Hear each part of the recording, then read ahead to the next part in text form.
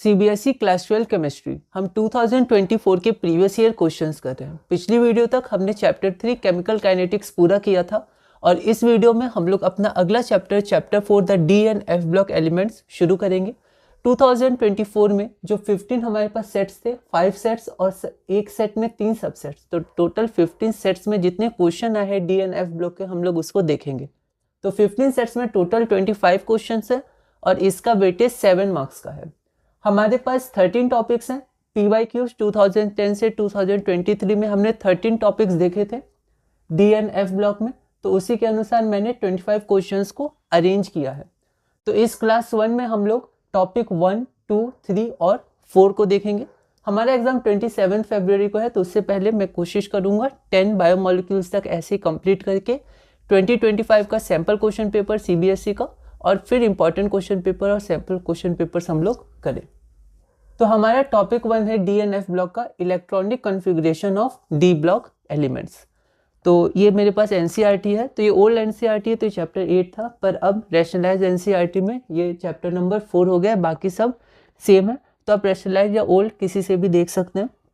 ये बहुत ही इंपॉर्टेंट है, ये थ्योरी चैप्टर है, मैक्सिमम इसमें थ्योरी ही है, तो हम लोग के लिए NCERT बहुत ही ज़्यादा इंपॉर्टेंट है। इसके रिएक्शन जब हम लोग पर मैग्नेट और डाइक्रोमेट में देखेंगे, इसके रिएक्शंस और इसके कॉन्सेप्ट्स, इसके छोटे छोटे टॉपिक्स जो हैं वो सब बहुत इंपॉर्टेंट है। तो हम लोग शुरू करते हैं। तो पहले हम लोग टॉपिक 1 के सारे क्वेश्चंस को देख लेंगे ब्रीफ में, उसके बाद हम लोग PDF में जाके लैंग्वेज देखेंगे और फिर PDF में ये 25 क्वेश्चंस एक बार पूरा भी देख लेंगे कौन कौन से क्वेश्चंस आए हैं। तो हम लोग सबसे पहले ये देखते हैं टॉपिक 1 जो हमारा है electronic configuration of D block elements. तो हमारा क्वेश्चन है the general electronic configuration of D block elements. तो डी ब्लॉक एलिमेंट्स का जनरल इलेक्ट्रॉनिक कॉन्फ़िगरेशन क्या होता है? हमारे पास 4 ऑप्शन है। तो क्या होता है? तो n-1 1 to 10, ठीक है, जो हमारा पेनल्टीमेट शेल होता है उसमें D 1 to 10, ठीक है, और यहाँ पर आपका NS वो 1 to 2। तो ये हमारा जनरल इलेक्ट्रॉनिक कॉन्फ़िगरेशन होता है। एफ ब्लॉक का भी हमें ध्यान रखना है, ठीक है, हम लोग देखेंगे जब हम लोग एफ ब्लॉक टॉपिक में जाएंगे। उसके बाद हमारा अगला क्वेश्चन क्या है? तो हमारा अगला क्वेश्चन फिर पैराग्राफ बेस्ड क्वेश्चन है। तो उसमें से एक क्वेश्चन टॉपिक 1 का था। क्वेश्चन क्या था? On what basis can we say that Cu या copper is a transition element? Cu is a transition element but zinc is not. तो जिंक ट्रांजिशन एलिमेंट नहीं है, तो किस बेसिस पे हम लोग कह सकते हैं? एटॉमिक नंबर दोनों का दिया हुआ है। तो ट्रांजिशन एलिमेंट्स वो होते हैं जिन एलिमेंट्स में उनके इलेक्ट्रॉनिक कॉन्फ़िगरेशन ग्राउंड स्टेट में या फिर आयन में क्या होता है, उनके इलेक्ट्रॉनिक कॉन्फ़िगरेशन में d ऑर्बिटल अनफिल्ड होता है, मतलब फुली फिल्ड नहीं होता है, ठीक है। तो या तो उनके ग्राउंड स्टेट में या फिर उनके कॉमन ऑक्सीडेशन स्टेट में। अगर हम लोग कॉपर को देखें तो कॉपर हमारा 3d10 4s1 होता है और जिंक 3d10 4s2 होता है। तो अगर ग्राउंड स्टेट में देखें तो दोनों में 3d फुली फिल्ड है, लेकिन कॉपर के Cu2+ हम लोग स्टेट में अगर देखें तो यहाँ पर ये हाफ फिल्ड ऑर्बिटल है, d ऑर्बिटल, लेकिन Zn2+ में हम लोग देखें तो यहाँ पर ये तब भी फुली फिल्ड है, ठीक है। तो आयन में हो या ग्राउंड स्टेट में हो, दोनों में जिंक के फुली फिल्ड ऑर्बिटल होते हैं 3d, लेकिन Cu में जो उसका कॉमन ऑक्सीडेशन स्टेट होता है Cu2+, उसमें फुली फिल्ड ऑर्बिटल नहीं होते हैं। तो इसलिए जो हमारा Cu है ट्रांजिशन एलिमेंट है, लेकिन Zn हमारा ट्रांजिशन एलिमेंट नहीं है। इसको हम लोग लैंग्वेज में भी देखेंगे। ऐसे क्वेश्चन पहले भी आए हुए हैं, ठीक है, और ये सब बेसिक और कॉमन इंपॉर्टेंट क्वेश्चन हैं। अगला हमारे पास क्या है? तो अगला क्वेश्चन 5 मार्क्स क्वेश्चन में से एक पार्ट है टॉपिक 1 का, attempt any 5 of the following. तो इसमें 7 क्वेश्चन है, हमें 5 इसमें अटेम्प्ट करने हैं। तो उसमें पहला क्वेश्चन है why zinc is not regarded as a transition element, ठीक है। तो यही कॉन्सेप्ट लग जाएगा, क्योंकि जिंक के ग्राउंड स्टेट या फिर कॉमन ऑक्सीडेशन स्टेट +2 में जो d ऑर्बिटल होता है वो कंप्लीटली फिल्ड होता है, ठीक है। हमें अनफिल्ड d ऑर्बिटल चाहिए, ठीक है, 1 to 10 और 1 to 2, ठीक है। तो अगर ये 10 होगा तो इसमें 1 या 2 होगा, लेकिन अगर ये भी 10 है और ये भी 2 है, मतलब d भी फुल्ली फिल्ड, s भी फुल्ली फिल्ड, जैसे जिंक के केस में, तो ट्रांजिशन एलिमेंट हमारा नहीं है। तो ये कुछ 3 क्वेश्चंस थे टॉपिक 1 के। अब हम लोग PDF में चलते हैं। PDF में हम लोग सबसे पहले 30 क्वेश्चंस देख लेंगे, 25 क्वेश्चंस देख लेंगे जो 15 सेट्स में आए हैं। उसके बाद इनकी लैंग्वेजेस देख लेंगे और उसके बाद टॉपिक 2 से बोर्ड में कंटिन्यू करेंगे। तो हम लोग chapter number 4 D and F block element शुरू करते हैं। 2024 के 15 सेट्स में टोटल क्वेश्चन 25 आए हैं डी और एफ ब्लॉक के, और इसका वेटेज 7 मार्क्स का है। टॉपिक्स कितने हैं? 13 टॉपिक्स। तो ये सारे टॉपिक्स जो हमने PYQs करते समय 2010 से 2023 में किए थे। ये हमारे पास 13 टॉपिक्स हैं। तो चैप्टर 4 में एक बार हम देख लेते हैं ये 25 क्वेश्चंस कौन कौन से आए हैं। तो ये रहे हमारे 25 क्वेश्चंस, मैंने मार्क्स भी लिख दिए। तो ऐसे क्वेश्चन पूछे गए, आप एक बार इनका लेवल चेक कर लेते हैं, चेक कर सकते हैं।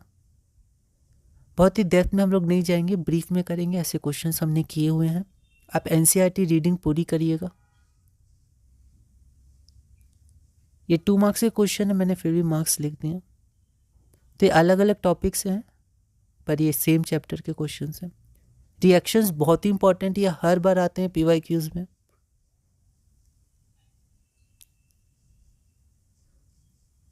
ये पैराग्राफ बेस्ड क्वेश्चन है।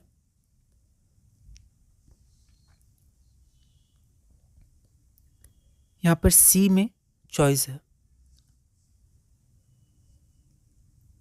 ये दूसरा पैराग्राफ है, इसका एक और पेज था तो वो मैं यहाँ पर नहीं इसमें PDF में रखा हूँ, ठीक है।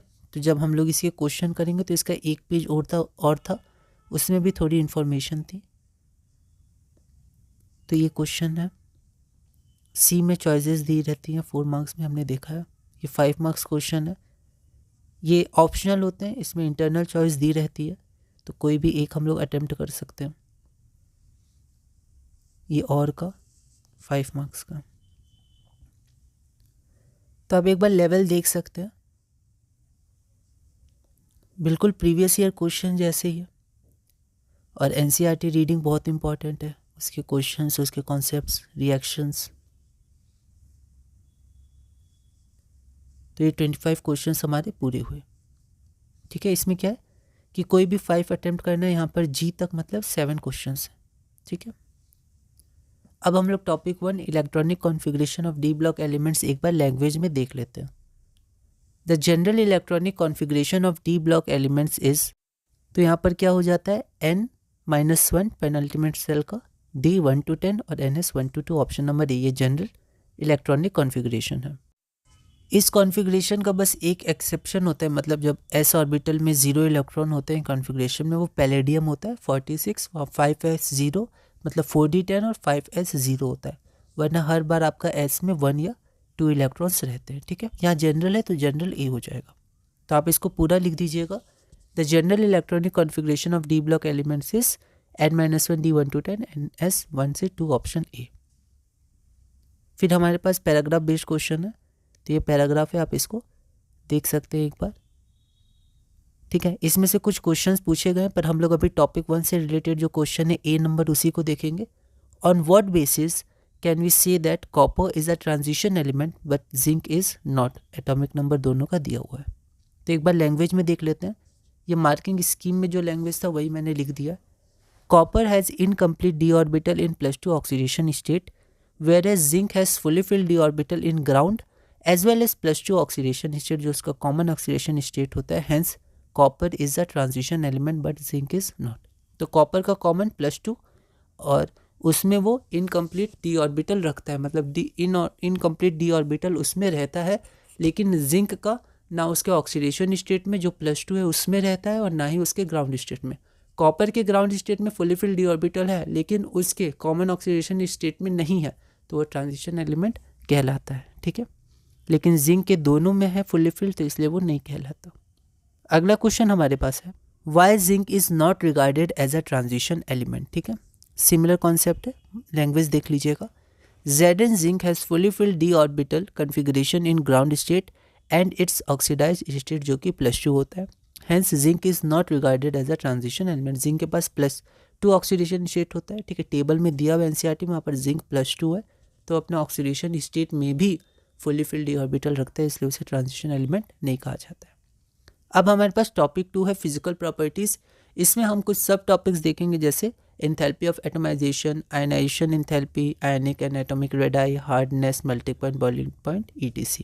तो एक बार बोर्ड में हम लोग देख लेते हैं, फिर PDF से कंटिन्यू करेंगे। तो अब हम लोग अपना टॉपिक 2 शुरू करते हैं। टॉपिक 2 हमारा है फिजिकल प्रॉपर्टीज। टॉपिक 2 के अंदर भी कुछ सब टॉपिक्स हैं, जैसे enthalpy of atomization, melting point, boiling point, hardness, atomic size, ionic sizes या atomic radii, ionic radii, ionization enthalpies. तो इन सब टॉपिक से हम लोग टॉपिक 2 में देखेंगे। तो ये इंपॉर्टेंट टॉपिक है और इससे बहुत सारे क्वेश्चंस पूछे गए, तो हम लोग एक एक करके इन क्वेश्चंस को देखते हैं। तो हमारे पास जो पहला क्वेश्चन है, वो पहला क्वेश्चन क्या है? Which of the following first row transition elements is expected to have the highest third ionization enthalpy? Iron, manganese, chromium या vanadium। तो हाईएस्ट थर्ड आयनाइजेशन इंथैल्पी। तो इसमें हम लोग देखेंगे तो इसका आंसर क्या हो जाएगा? थर्ड है, तो फिर ये मैंगनीज हो जाएगा। मैंगनीज क्या होता है? अगर हम लोग मैंगनीज देखें तो ये हो जाता है 3d5, argon 3d5 4s2। Third ionization enthalpy, तो फर्स्ट आयनाइजेशन इंथैल्पी तो 4s1 हो जाएगा, सेकेंड तो फिर 3d5 रहेगा। तो सेकेंड आयनाइजेशन इंथैल्पी मतलब Mn2+ के बाद ये 3d5 स्टेट अचीव कर लेगा। अब क्योंकि ये हाफ फिल्ड है तो ये स्टेबल है, तो अब थर्ड आयनाइजेशन इंथैल्पी के लिए हमें इस स्टेबल स्टेट से 3d5 से एक इलेक्ट्रॉन हटाना पड़ेगा। अब क्योंकि ये स्टेबल है, हाफ फिल्ड है, इसलिए इसका थर्ड आयनाइजेशन इंथैल्पी क्या होगा? ये हाई होगा। ठीक है, तो आप ऐसे करके बाकी को भी देख सकते हैं। तो highest third ionization enthalpy manganese का हो जाएगा। अब हम लोग अगला क्वेश्चन देखते हैं। ये हमारे पास असर्शन रीजन टाइप क्वेश्चन है और ऐसे क्वेश्चन PYQs में भी आ चुके हैं। ठीक है, तो क्वेश्चन है हमारे पास, separation of Zr, zirconium and hafnium HF is difficult. तो Zr और HF इनका जो सेपरेशन होता है वो डिफिकल्ट होता है। रीजन क्या है? Zr and HF have similar radii due to lanthanoid contraction. वैसे ये लेंथेनॉइड कॉन्ट्रैक्शन का है जो हम लोग F ब्लॉक में देखेंगे, पर इसको टॉपिक 2 में हम लोग देख लेते हैं। तो इसका क्या होगा? 4 ऑप्शन रहते हैं असर्शन रीजन में, तो इसका हो जाएगा option A, both assertion and reason are correct and reason is the correct explanation of assertion. तो जो हमारे पास जर्कोनियम और हाफनियम होता है उनके रेडाई सिमिलर होते हैं लेंथेनाइड कॉन्ट्रैक्शन के कारण। ठीक है, तो पूरा एक लेंथेनाइड का सीरीज आता है, उसके बाद हाफनियम आता है। ठीक है, तो उसके कारण क्या होता है, जो रेडियस होता है वो स्मॉल होते जाता है, तो वो approximately equal to zirconium, similar मतलब सिमिलर रेडाई होता है, जिसके कारण Zr और HF का सेपरेशन डिफिकल्ट होता है। तो यहाँ पर असर्शन भी सही है, रीजन भी सही है, और रीजन सही एक्सप्लेनेशन है असर्शन का। अगला क्वेश्चन हम लोग देखते हैं।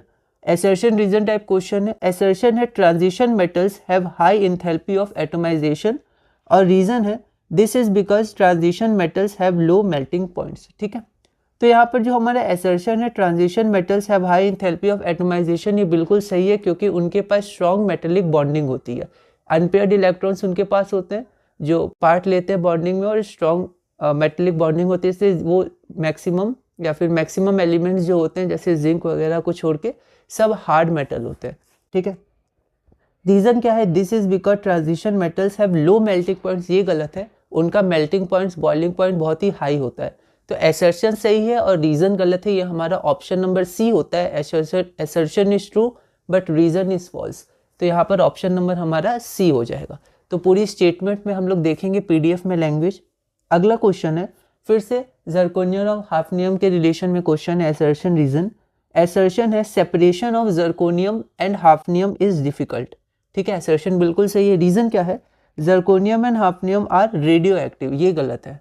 ठीक है, तो यहाँ पर फिर से असर्शन सही है, रीजन गलत है, जो हमारा ऑप्शन नंबर सी होता है। Assertion is true but reason is false, तो ऑप्शन नंबर सी हो जाएगा। अब हम लोग अपना अगला क्वेश्चन देखते हैं। Which of the following elements of 3D series of transition elements has the lowest enthalpy of atomization? तो lowest enthalpy of atomization, तो lowest enthalpy of atomization किसका होता है? ऑप्शन है स्कैंडियम, क्रोमियम, कॉपर और जिंक।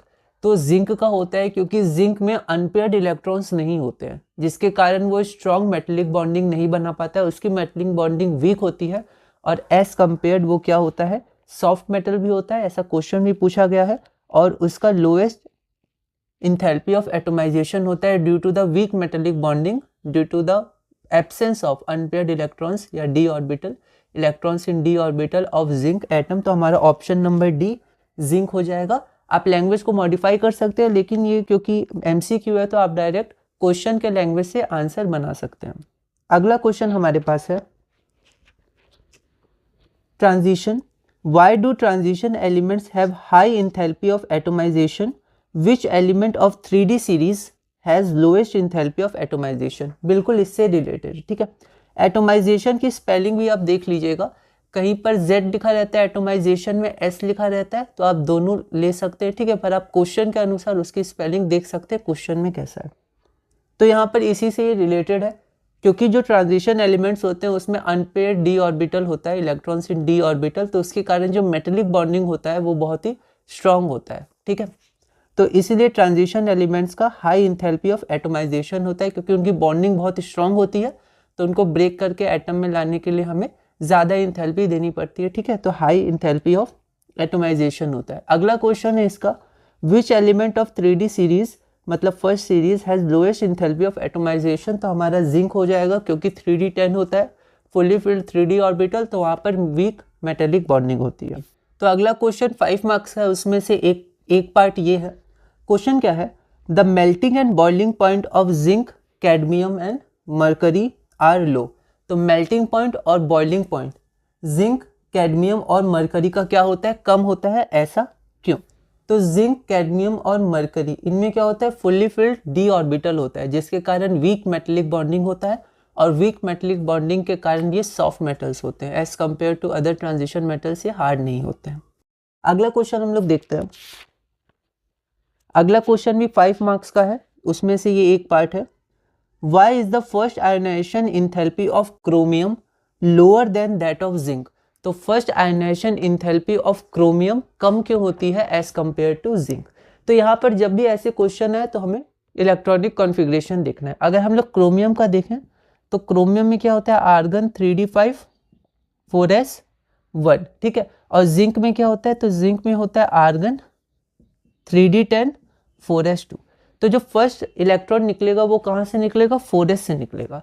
अगर क्रोमियम लूज करता है अपना 4s electron first ionization enthalpy के बाद, तो वो 3d5 स्टेट अचीव करता है, हाफ फिल्ड है, तो वो स्टेबल होता है, ठीक है।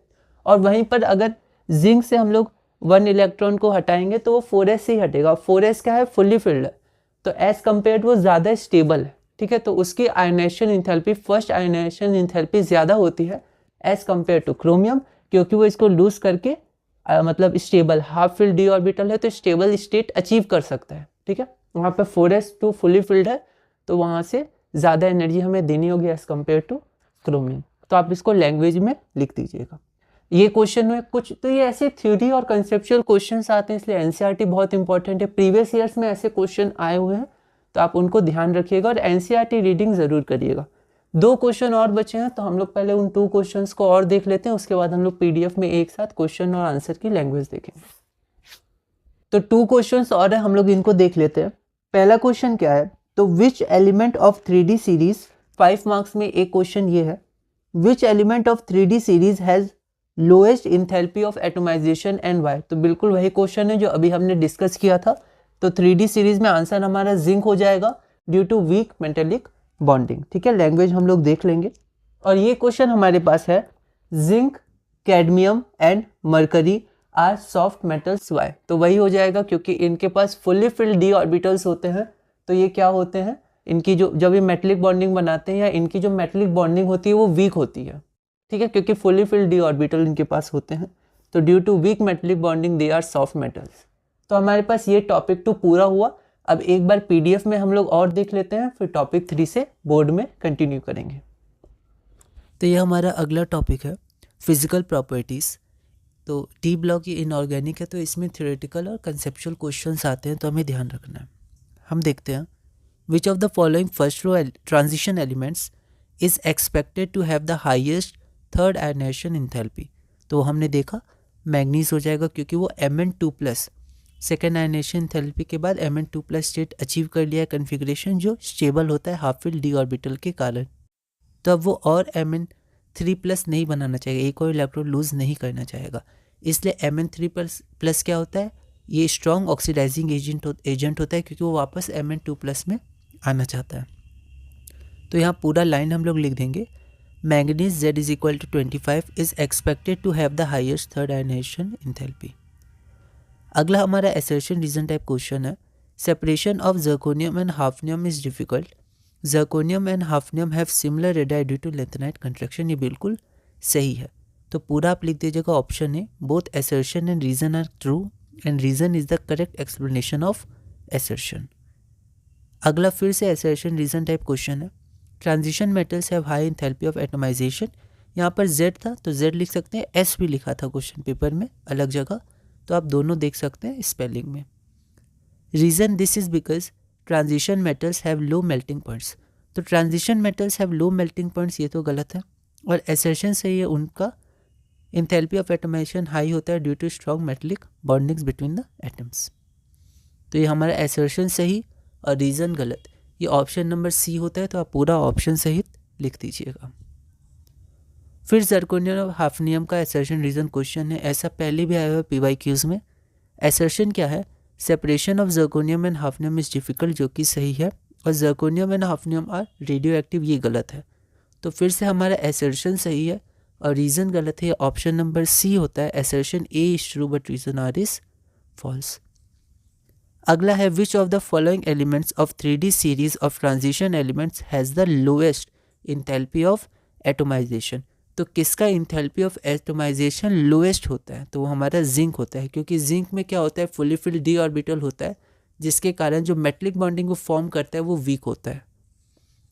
तो यहाँ पर आप डायरेक्ट आप चाहें तो रीजन भी लिख सकते हैं, due to weak metallic bonding because of fully filled d orbital, या आप डायरेक्ट ऑप्शन भी लिख सकते हैं। लेकिन सिर्फ ऑप्शन नहीं, पूरा लैंग्वेज आप लिखिएगा। Zinc has lowest enthalpy of atomization of the d series of transition elements. अगला क्वेश्चन हमारे पास क्या है? फिर से हमारे पास असर्शन रीजन है। सिमिलर क्वेश्चन है जो अभी हमने देखा था जर्कोनियम और हाफनियम। असर्शन है zirconium and hafnium are of almost similar atomic radii, this is due to lanthanide contraction. दोनों सही है, ठीक है। तो यहाँ पर मैंने आंसर नहीं लिखा है, लेकिन इसका आंसर क्या हो जाएगा? दोनों सही है, ए और R, and A is the correct explanation of R. तो ऑप्शन नंबर इसका ए हो जाएगा, ठीक है। अगला क्वेश्चन हमारे पास क्या है? तो 2 मार्क्स का था, उसमें से ये पार्ट अभी हम लोग देखेंगे, ये टॉपिक 11 में देखेंगे। Why do transition elements have high enthalpy of atomisation? यहाँ Z है। Which element of 3D series has lowest enthalpy of atomization? तो हाई इंथैल्पी ऑफ एटोमाइजेशन क्यों होता है? स्ट्रॉन्ग मेटेलिक बॉन्डिंग के कारण। तो लैंग्वेज में देख लेते हैं। Because of large number of unpaired electrons in their atoms, transition elements have stronger interatomic interaction and hence stronger bonding between the atoms. Direct marking scheme का ये language है। Hence transition elements have high enthalpy of atomization. और zinc वो element है 3D series का जिसका enthalpy of atomisation lowest होता है। अगला हमारा है 5 मार्क्स का क्वेश्चन था, तो उसमें से हम लोग ये पार्ट ले रहे हैं जो टॉपिक 2 से रिलेटेड है। The melting and boiling point of zinc, cadmium and mercury are low. ऐसा क्यों? अकाउंट करना है। तो लैंग्वेज में देख लेते हैं। Because of the absence of unpaired electrons in their d orbitals resulting in weak bonding between the atoms since they have fully filled d orbitals. क्योंकि उनके पास फुली फिल्ड डी ऑर्बिटल्स होता है तो मेटलिक बॉन्डिंग वीक होती है between the atoms. Weak metallic bonding takes place, hence zinc, cadmium and mercury has low melting and boiling point. तो आप लैंग्वेज को मॉडिफाई करके भी लिख सकते हैं। अगला क्वेश्चन हम लोग देखते हैं। Why is the first ionization enthalpy of chromium lower than that of zinc? तो क्रोमियम का कन्फिग्रेशन, जिंक का कन्फिग्रेशन। तो फर्स्ट आयनाइजेशन इंथैल्पी के बाद chromium stable half filled 3D5 configuration achieve कर रहा है, ठीक है। तो इसी कारण उसका जो फर्स्ट आयनाइजेशन इंथैल्पी होता है वो लो होता है एज कम्पेयर टू जिंक, जिसमें 4s क्या होता है, फुली फिल्ड होता है और मोर स्टेबल होता है एज कम्पेयर टू क्रोमियम का 4s1। तो in chromium Cr an electron is remove from 4s1 while in zinc electron is removed from fully filled 4s2 orbital that is more stable. Hence the first ionization enthalpy of chromium is lower than that of zinc. ये हो गया। आप चाहें तो इसमें add भी कर सकते हैं। And chromium will achieve the stable 3D5 configuration and due to the half filled 3D orbital, half filled orbital it is stable. लेकिन जो मार्किंग स्कीम है उसमें बस यहाँ पर 4s1 और 4s2 में कंपेयर किया कि 4s2 ज़्यादा स्टेबल होता है एज़ कम्पेयर टू 4s1। तो आप इतना भी लिख सकते हैं। हमारा 1 मार्क का क्वेश्चन है, ठीक है। तो आगे हम लोग बढ़ते हैं। हम सी, हमारा सी रिलेटेड है टॉपिक 2 से। Which element of 3D series has lowest enthalpy of atomization? Language देख लेते हैं।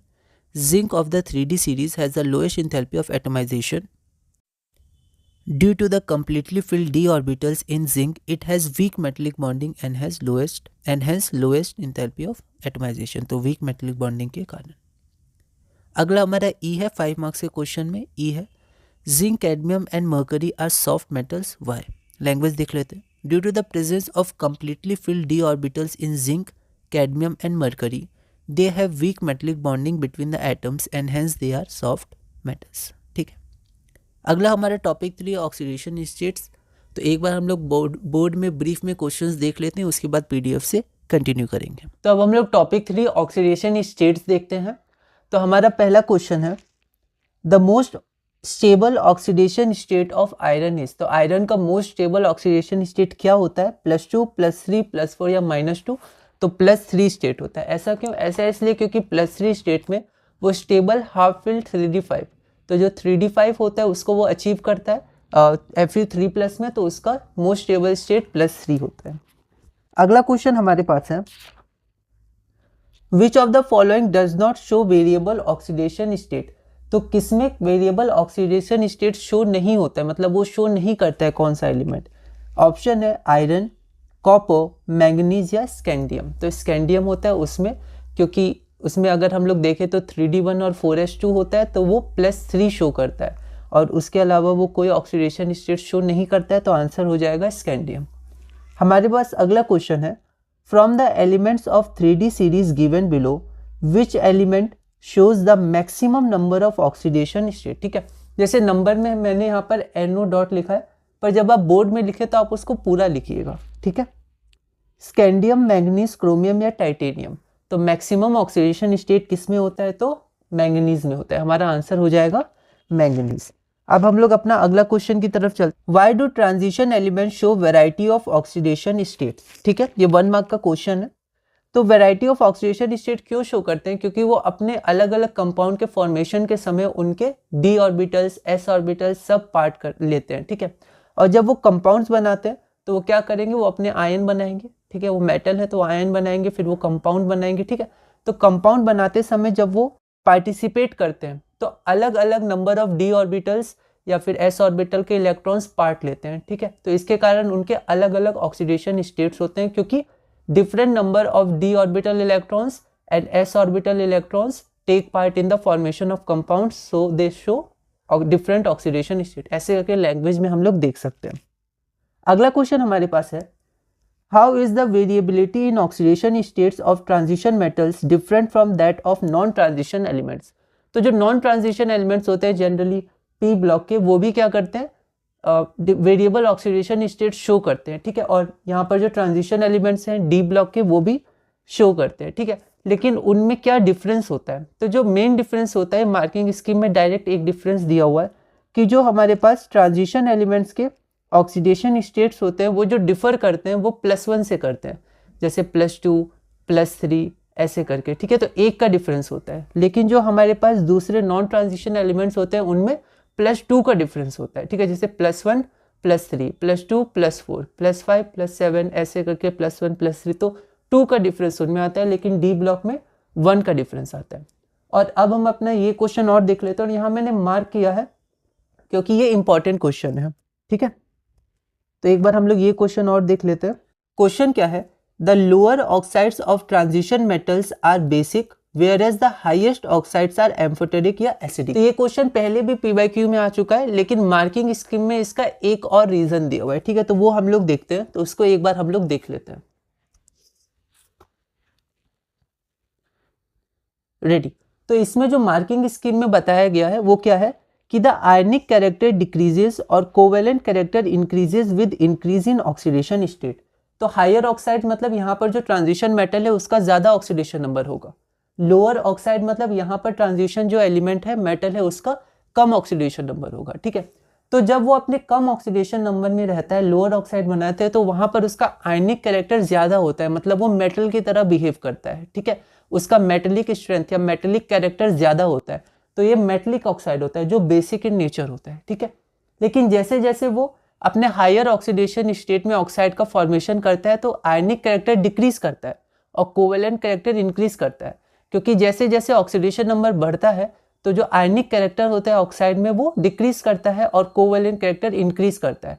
कोवेलेंट कैरेक्टर इंक्रीज करने के कारण जो हमारा ऑक्साइड होता है वो एम्फोटेरिक या एसिडिक इन नेचर हो जाता है, क्योंकि उसमें मेटलिक कैरेक्टर कम हो जाता है और थोड़ा कोवेलेंट कैरेक्टर ज़्यादा होने लगता है। ठीक है, तो यहाँ पर क्या है कि द आयनिक कैरेक्टर डिक्रीजेज और covalent character increases with increase in oxidation state. Lower oxides of transition metals are ionic and hence basic. ठीक है, whereas higher oxides due to increase in oxidation number, so covalent character increased. ठीक है, and hence basic, whereas higher oxides due to increase in oxidation state are amphoteric या acidic. तो ये कुछ questions हमारे आए थे टॉपिक 3 से। तो एक बार हम लोग पीडीएफ में इनकी लैंग्वेज देख सकते हैं, आप लैंग्वेज को मॉडिफाई कर सकते हैं। ठीक है, तो एक बार पीडीएफ में हम लोग देख लेते हैं, उसके बाद हम लोग टॉपिक 4 बोर्ड में कंटिन्यू करेंगे और इस क्लास को पूरी करेंगे। तो अब हम लोग टॉपिक 3 के क्वेश्चन और आंसर्स एक बार देख लेते हैं। The most stable oxidation state of iron, ये +3 है। क्यों? क्योंकि वो 3d5 कॉन्फ़िगरेशन को अचीव करता है और हाफ फिल्ड 3d ऑर्बिटल हमारा स्टेबल होता है। The most stable oxidation state of iron is +3। Language लिख देंगे क्वेश्चन के अनुसार और यहाँ option. Which of the following does not show variable oxidation state? तो स्कैंडियम वो सिर्फ +3 शो करता है। आप जो टेबल दी हुई एनसीईआरटी में आप उसको देख सकते हैं, वहाँ एक जिंक है +2। यहाँ पर ऑप्शन में हमारे पास क्या है? स्कैंडियम, तो डी हो जाए क्योंकि सिर्फ स्कैंडियम ऑप्शन में, बाकी सब वेरिएबल ऑक्सीडेशन स्टेट शो करते हैं। तो यहाँ पर पूरी लैंग्वेज और ऑप्शन आप लिख दीजिएगा। From the elements of 3D series given below, which elements shows the maximum number? अब नंबर को क्या है कि आप एनो मत लिखिएगा, पूरा नंबर लिखिएगा। Which shows the maximum number of oxidation states, तो वो हमारा मैंगनीज हो जाएगा Mn। तो B, manganese of 3D series shows the maximum number of oxidation states. उसके बाद हमारे पास ये पैराग्राफ बेस्ड क्वेश्चन है, तो ये पैराग्राफ है हमारा, तो उसमें इस टॉपिक से रिलेटेड क्वेश्चन है, why do transition element show variety of oxidation states? इसकी लैंग्वेज आप देखिएगा। देखिए, इन transition elements both n-1d and ns subshells unpaired electrons in d orbitals. ठीक है, तो यहाँ पर ये बेसिकली इसके कारण ज़्यादा होता है, तो unpaired electrons in d orbitals, लेकिन ns भी पार्टिसिपेट करते हैं, तो दोनों लिख दिया। ns subshells electrons take part in bond formation due to their comparable energy. ठीक है, तो n-1d और ns दोनों हमारे कंपाउंड्स में पार्ट लेते हैं, कंपाउंड फॉर्मेशन में, मतलब बॉन्ड फॉर्मेशन में कंपाउंड्स बनाने के लिए। ठीक है, और उसमें D ज़्यादा इंपॉर्टेंट होता है क्योंकि उसके कारण ही ज़्यादा वेरिएबल ऑक्सीडेशन स्टेट्स शो करता है कोई एलिमेंट। ठीक है, और इन दोनों की एनर्जी क्या होती है? कंपेरेबल होती है, तो वो बॉन्ड फॉर्मेशन में पार्टिसिपेट करते हैं। Hence transition element show variety of oxidation state, तो डिफरेंट नंबर ऑफ इलेक्ट्रॉन्स इसमें से पार्टिसिपेट करते हैं, तो डिफरेंट ऑक्सीडेशन स्टेट शो करते हैं ट्रांजिशन एलिमेंट्स। ठीक है, मॉडिफाई आप कर सकते हैं लैंग्वेज को। अगला हमारे पास क्या है कि how is the variability in the oxidation states of transition metals different from that of non transition elements? तो ट्रांजिशन एलिमेंट्स और नॉन ट्रांजिशन एलिमेंट्स के बीच में जो डिफरेंस है ऑक्सीडेशन स्टेट्स के कंटेक्स्ट में, वो क्या है, वो कैसे डिफरेंट है? ठीक है, तो ये हमारा 1 मार्क का क्वेश्चन है, ये 1 और ये 1 है ना, टोटल 2 मार्क्स का। तो हम लोग इसको देखते हैं।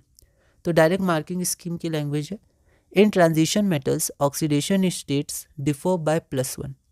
+1 होती है, +2, +3, +3, +4 है ना, तो ऐसे करके +1 का डिफरेंस होता है। आप टेबल में भी देख सकते हैं जो एनसीईआरटी में DNF ब्लॉक चैप्टर में दी हुई है।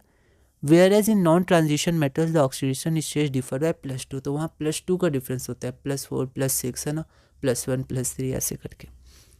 तो ये एक डिफरेंस है। अगला क्वेश्चन हम लोग देखते हैं, the lower oxides of transition metals are basic whereas the highest oxides या आर एम्फोटेरिक या एसिडिक। ये इंपॉर्टेंट क्वेश्चन है, इसका लैंग्वेज देखिएगा, गिव रीज़न। तो हम लोग एक बार देख लेते हैं। ये लैंग्वेज क्या है? मार्किंग स्कीम की है। PYQs में भी हमने ये क्वेश्चन देखा था, उस समय हमने मेटलिक स्ट्रेंथ और फिर मेटलिक बॉन्डिंग से रिलेटेड एक कॉन्सेप्ट देखा था। सिमिलर कॉन्सेप्ट है, लेकिन यहाँ पर हम लोग मार्किंग स्कीम का एक बार आंसर डिस्कस कर लेते हैं। द आयनिक कैरेक्टर डिक्रीजेज और covalent character increases with increase in oxidation state. Lower oxidation या लोअर ऑक्साइड में मेटल का ऑक्सीडेशन स्टेट कम होता है, तो वहाँ आयनिक कैरेक्टर ज़्यादा होता है, तो वो मेटल की तरह बिहेव करता है। और मेटलिक ऑक्साइड क्या होते हैं? बेसिक इन नेचर होते हैं। ठीक है, लेकिन जैसे जैसे ऑक्सीडेशन स्टेट ज़्यादा होता है, बढ़ता है, तो वैसे वैसे जो हमारा ये आयनिक कैरेक्टर क्या होता है, डिक्रीज करता है और कोवेलेंट कैरेक्टर इंक्रीज करता है। ठीक है, तो कोवेलेंट कैरेक्टर इंक्रीज करने के कारण क्या होता है कि उनके अब जो ऑक्साइड्स होते हैं वो एम्फोटेरिक या एसिडिक होते हैं। ठीक है, तो वो मेटल नहीं रहते, उनमें नॉन मेटलिक कैरेक्टर इंक्रीज करता है। ठीक है, तो इसको हम लोग लैंग्वेज में लिख सकते हैं, the ionic character decreases of और covalent character increases with increase in oxidation state. Lower oxides of transition metals are ionic and hence basic, whereas higher oxides due to increase in oxidation numbers are amphoteric या acidic. तो वो basic character loose करके amphoteric या acidic की तरफ बढ़ते जाते हैं। ओके, अब हमारे पास अगला टॉपिक है टॉपिक नंबर 4, जो आखिरी टॉपिक है इस क्लास का। एक बार हम लोग बोर्ड में इस टॉपिक को डिस्कस कर लेते हैं, फिर हम लोग PDF से कंटिन्यू करेंगे। तो अब हम लोग टॉपिक 4 देखते हैं। टॉपिक 4 हमारा है स्टैंडर्ड इलेक्ट्रोड पोटेंशियल। उसमें भी कुछ क्वेश्चंस आए, हम लोग पहले वो क्वेश्चंस देख लेते हैं। तो हमारे पास ये क्वेश्चन है, पैराग्राफ बेस्ड क्वेश्चन है। तो उसमें एक पार्ट है, why do E0 M2 plus M values show irregular trend from vanadium to zinc. तो हमारे पास जो 3D सीरीज है स्कैंडियम से जिंक तक, उसमें से वेनेडियम से जिंक तक ये क्वेश्चन में है, इनकी E0 M2 प्लस से M जो वैल्यूज होती है वो इरेगुलर क्यों होती है, ये क्वेश्चन है। ठीक है, तो हम लोग इसको देखते हैं। तो मार्किंग स्कीम के अनुसार जैसा आंसर है वैसे मैंने PDF में लिखा है। तो यहाँ पर देखिए M2 प्लस, ठीक है, तो फर्स्ट आयनाइजेशन इंथैल्पी के बाद M प्लस, फिर सेकेंड के बाद M2 प्लस। तो इनकी जो कंबाइंड वैल्यूज होती है और साथ में जो सब्लिमेशन इंथैल्पी होती है, इनकी जो वैल्यूज होती है ये इरेगुलर होती हैं। ठीक है, इसी के कारण E0 की जो वैल्यूज होती है वो इरेगुलर होती है। ये डायरेक्ट मार्किंग स्कीम का आंसर है, इसको लैंग्वेज में एक बार हम लोग देख लेंगे। तो यहाँ पर फर्स्ट और सेकेंड आयनाइजेशन इंथैल्पी और साथ में सब्लिमेशन इंथैल्पी, इन दोनों की जो वैल्यूज होती है वो इरेगुलर होती है फ्रॉम वेनेडियम टू जिंक, क्योंकि क्वेश्चन में वही है। इसी कारण standard electrode potential from vanadium to zinc show irregular values और इरेगुलर ट्रेंड्स इन वैल्यूज। ठीक है, अब हम लोग अगला क्वेश्चन देखते हैं। अगला क्वेश्चन हमारे पास ये है, of the D4 species Cr2 plus is strongly reducing. अगर आप Cr2 प्लस का कन्फिग्रेशन और Mn3 प्लस का कन्फिग्रेशन देखिएगा कि तो दोनों D4 है। ठीक है, तो इन D4 स्पीसीज में Cr2 प्लस क्या होता है, Cr2 plus is strongly reducing while Mn3 plus is strongly oxidizing. Why, तो Cr2 प्लस रिड्यूसिंग एजेंट होता है, Mn3 plus strong oxidising agent होता है, ऐसा क्यों? तो जब भी ऐसे क्वेश्चंस आए तो हम लोग इलेक्ट्रॉनिक कॉन्फ़िगरेशन देखेंगे। तो यहाँ पर अगर हम लोग देखें तो ये Cr2 प्लस 3D4 है, क्योंकि ये क्या है, D4 स्पीसीज है। Mn3 प्लस भी क्या है, 3D4 है। ठीक है, ये रहा।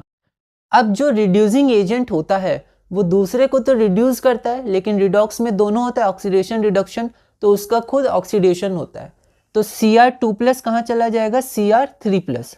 ठीक है, तो Cr2 plus will be converted to Cr3 plus. Cr3 plus में एक इलेक्ट्रॉन और क्या वो लूज कर देगा, एक और इलेक्ट्रॉन लूज कर देगा, तो ये 3D3 होगा। लेकिन ये जो तीनों होते हैं वो क्या होते हैं, T2G लेवल पे होते हैं। ठीक है, T2G लेवल और EG लेवल होता है, तो ये अचीव कर लेता है हाफ फिल्ड T2G लेवल। ठीक है, इसी कारण Cr3 प्लस क्या होता है, स्टेबल हो जाता है, तो वो Cr2 प्लस से Cr3 प्लस जाना चाहता है।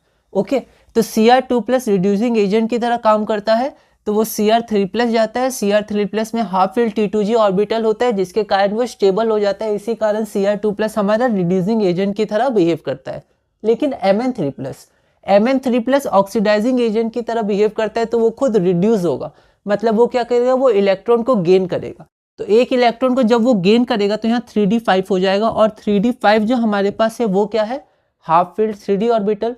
हाफ फील्ड ऑर्बिटल स्टेबल होता है, तो वो स्टेबल कन्फिग्रेशन 3D5 को अचीव कर लेगा, और ये क्या बन जाएगा, Mn2 प्लस। और Mn2 प्लस क्या होता है, स्टेबल होता है 3D5 के कारण। इस क्वेश्चन में हम लोग देखेंगे। ठीक है, तो ये रीजन है। ओके, इसे आप ध्यान रखिएगा, है ना। तो यहाँ पर 3D3 ये हाफ फील्ड T2G लेवल है। हाफ फील्ड ऑर्बिटल जैसे 3D5, फुली फील्ड, ये सब तो स्टेबल होते हैं, पर यहाँ 3D3 क्यों स्टेबल है, क्योंकि हाफ फील्ड है T2G लेवल। जो स्प्लिटिंग होती है उसमें T2G लेवल एक होता है, तो हाफ फील्ड T2G लेवल। ठीक है, अगला क्वेश्चन हम लोग देखते हैं।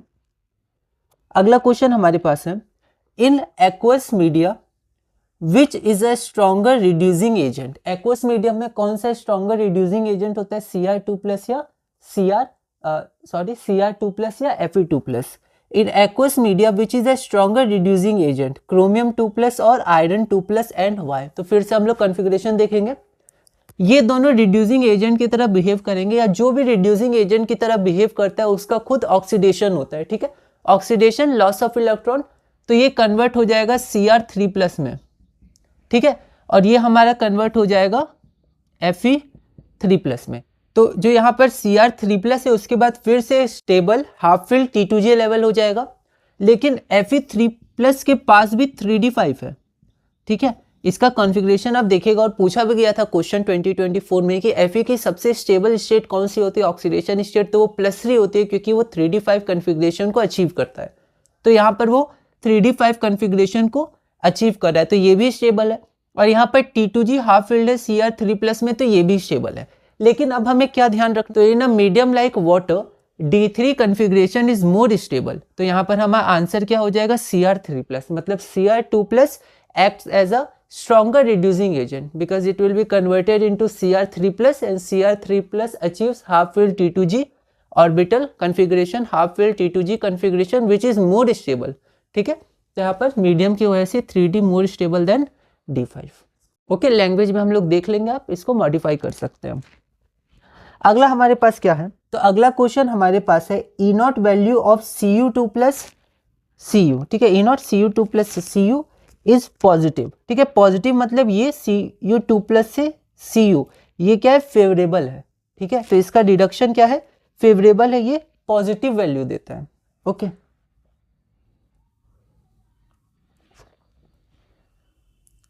रेडी।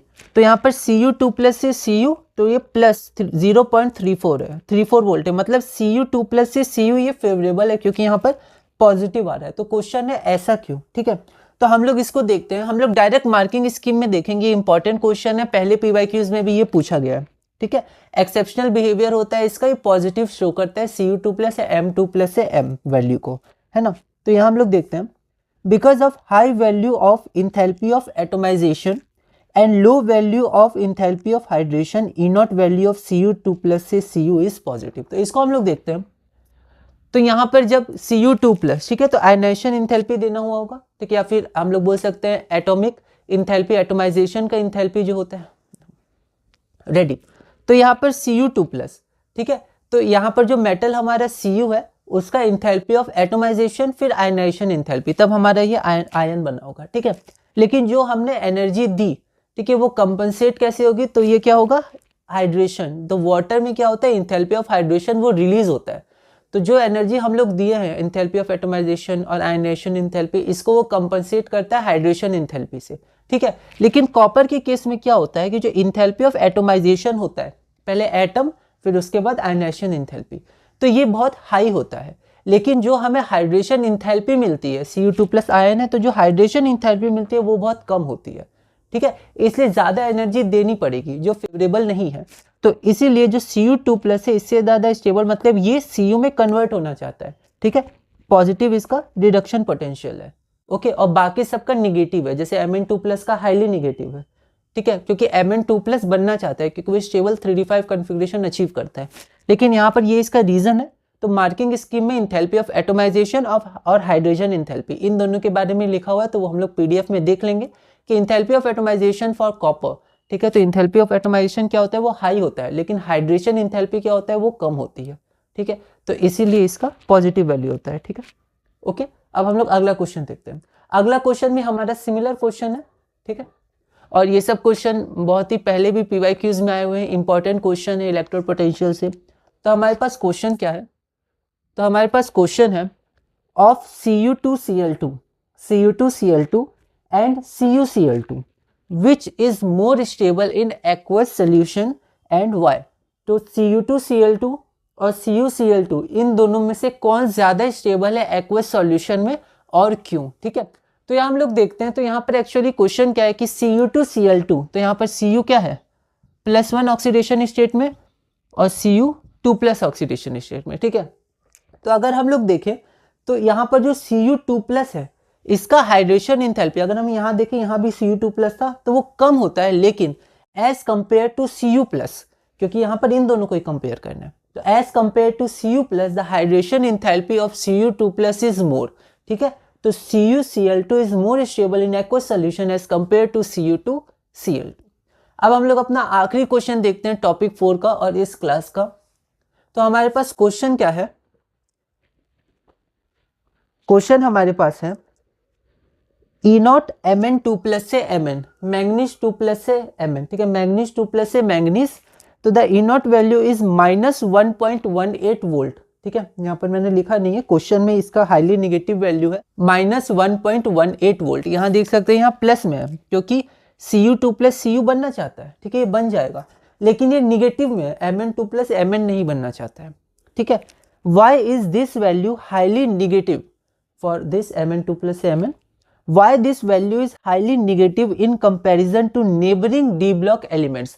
अगर इसके नेबर के एलिमेंट्स देखें तो उनसे ये हाईली निगेटिव है, ऐसा क्यों?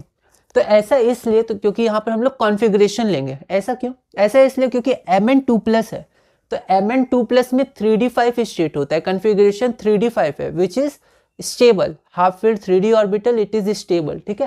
तो ये अपना स्टेबल जो इसके पास कॉन्फ़िगरेशन है उसको लूज नहीं करना चाहता है, ठीक है। तो इसीलिए Mn2+ स्टेबल होता है और वो Mn में कन्वर्ट नहीं होना चाहता है, उसका जो E0 रिडक्शन पोटेंशियल होता है वो हाईली निगेटिव होता है, ठीक है, due to the stability of half filled 3d orbital. तो लैंग्वेज में हम लोग देख लेंगे। तो इसी के साथ हमने अपना क्लास 1 पूरा किया। क्लास 1 में हमने टॉपिक 1, 2, 3 और 4 किए। अगली क्लास हमारी क्लास नंबर 2 होगी, उसमें हमारे पास 13 टॉपिक्स हैं, उसमें हम लोग 3 टॉपिक और करेंगे, टॉपिक 5, टॉपिक 6, टॉपिक 7, फिर क्लास 3, क्लास 4, तो टोटल 4 क्लास होगी। अगली क्लास में टॉपिक 5, टॉपिक 6 और टॉपिक 7 से कंटिन्यू करेंगे और धीरे धीरे हम अपने इस chapter 4 the D block and F block elements में आगे बढ़ेंगे। पीडीएफ में देख लेते हैं, फिर अगली क्लास में कंटिन्यू करेंगे। तो अब हम लोग टॉपिक 4 एक बार और पीडीएफ में देख लेते हैं। ये हमारे पास पैराग्राफ गिवन है, इससे जो टॉपिक 4 में रिलेटेड क्वेश्चन आया था वो ये है, वाई डू E0 M2+ से M value show irregular trend from vanadium to zinc. तो यहाँ पर डायरेक्ट मार्किंग स्कीम का आंसर देखते हैं। Because of irregular values of first ionization enthalpy plus second ionization enthalpy, M2+ है ना, तो फर्स्ट और second ionization enthalpy and sublimation enthalpy, ये ध्यान रखिएगा। E0 M2+ से M value show irregular trend from vanadium to zinc. अगला हमारे पास है इसी से related, of the D4 species Cr2+ is strongly reducing while Mn3+ is strongly oxidizing, why? Atomic number दिया हुआ है, तो Cr2+ ये भी 3d4 कॉन्फ़िगरेशन शो करता है लेकिन ये स्ट्रांगली रिड्यूसिंग है, और Mn3+ भी 3d4 कॉन्फ़िगरेशन शो करता है लेकिन ये स्ट्रांगली ऑक्सीडाइजिंग है। ऐसा क्यों? तो यहाँ पर हम लोग देखते हैं, Cr2+ ये और में आया था C के, Cr2+ acts as a strong reducing agent since it will be converted to Cr3+ and achieve more stable half-filled T2G configuration. Mn3+ acts as a strong oxidizing agent since it will be converted to Mn2+ and achieve more stable half-filled D5 configuration, ठीक है, ये language है। अगला हमारा है, in aqueous media which is a stronger reducing agent Cr2+ और Fe2+ and Y। ये 2 marks का क्वेश्चन है हमारे पास। तो यहाँ पर हम लोग देखते हैं, Cr2+ ये कन्वर्ट हो जाएगा Cr3+, 3D configuration, where as ये और का था C का, तो Cr2+ Cr3+ में कन्वर्ट होगा, अगर वो रिड्यूसिंग एजेंट की तरह बिहेव करेगा तो उसका ऑक्सीडेशन होगा, और अगर Fe2+ रिड्यूसिंग एजेंट की तरह बिहेव करेगा तो उसका भी ऑक्सीडेशन होगा, वो D5 में कन्वर्ट हो जाएगा when acting as a reducing agent. अब ये दोनों ही स्टेबल हैं, ये T2G के कारण, ये हाफ फील्ड के कारण, पर हमें ध्यान रखना है in a medium like water D3 is more stable as compare to D5, hence Cr2+ is a stronger reducing agent than Fe2+, ठीक है। तो ये हमारा आंसर हो गया। अगला क्वेश्चन हम लोग देखते हैं। अगला क्वेश्चन है, of the D4 species Cr2+ is a strongly reducing while Mn3+ is strongly oxidizing. ये हमने अभी देखा, ठीक है, मतलब ये नहीं, ये वाला क्वेश्चन है, ठीक है। तो ये हम कर चुके हैं, तो मैंने दोबारा वही वाला आंसर 21C का यहाँ पर PDF में शो कर दिया। फिर E0 वैल्यू ऑफ Cu2+ से Cu पॉजिटिव होता है, ऐसा क्यों? तो यहाँ पर because of high value of enthalpy of atomization and low value of hydration enthalpy, E0 value of Cu2+ से Cu इज पॉजिटिव। अगला है out of Cu2Cl2 and CuCl2 which is more stable in aqueous solution and why. तो CuCl2 में Cu+2 state में है और Cu2Cl2 में Cu+ में है। Cu2+ मोर स्टेबल है Cu+ से, क्योंकि Cu2+, ठीक है, उसका इंथैल्पी ऑफ हाइड्रेशन ज़्यादा होता है एज़ कम्पेयर टू Cu+। तो आप लैंग्वेज एक बार देख लीजिएगा। E0 Mn2+ से Mn हाईली निगेटिव होता है as compare to neighbouring d block elements, ऐसा क्यों? क्योंकि Mn2+ स्टेबल होता है, 3d5 कन्फिग्रेशन वो अचीव कर लेता है। Due to the extra stability of half fill d5 orbitals in Mn2+, the E0 Mn2+ से Mn value is highly negative -1.18 volt in comparison to neighbouring d block elements, ठीक है। इसी के साथ हमारे ये क्लास 1 पूरा हुआ। अगली क्लास में, मतलब अगली वीडियो में हम लोग क्लास 2 देखेंगे टॉपिक 5 का। टॉपिक 5 से कंटिन्यू करेंगे और धीरे धीरे इस चैप्टर में आगे बढ़ेंगे।